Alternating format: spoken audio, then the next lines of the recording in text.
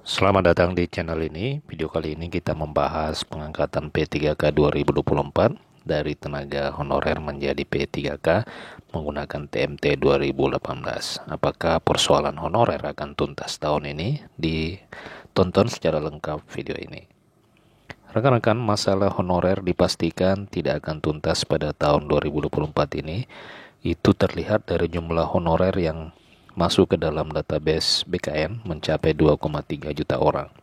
Belakangan Menpan RB Abdullah Azwar Anas menyebutkan dari 2,3 juta honorer yang tersisa tinggal 1,8 juta. Itu tersisa oleh karena pada tahun 2023 dan 2022 pemerintah telah mengangkat sebagian para tenaga honorer menjadi P3K. Namun angka ini masih tinggi oleh karena formasi P3K 2024 yang tersedia ternyata cuma sekitar 1,2 jutaan. Itu pun formasi tersebut terbagi untuk instansi pusat dan instansi daerah. Padahal honorer terbanyak itu ada di pemerintah daerah. Jadi rekan-rekan, data honorer berdasarkan sisa pengangkatan pada tahun 2023 dan 2022 itu sebanyak 1,8 juta. Ternyata formasi atau usulan formasi dari instansi hanya sekitar 1,2 jutaan.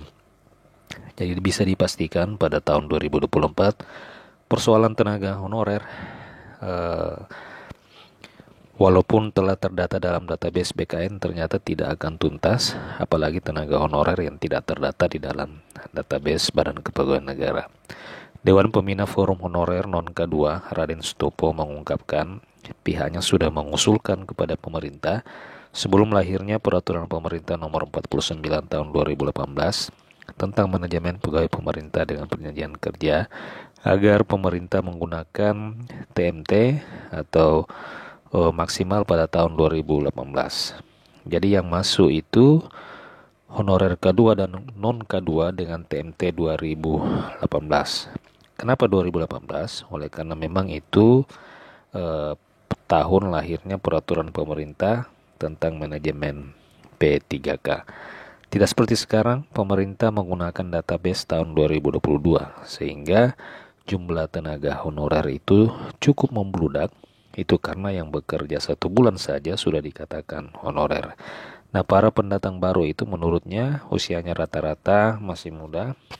Mereka seharusnya mengikuti seleksi CPNS, bukan P3K yang diperuntukkan bagi tenaga honorer.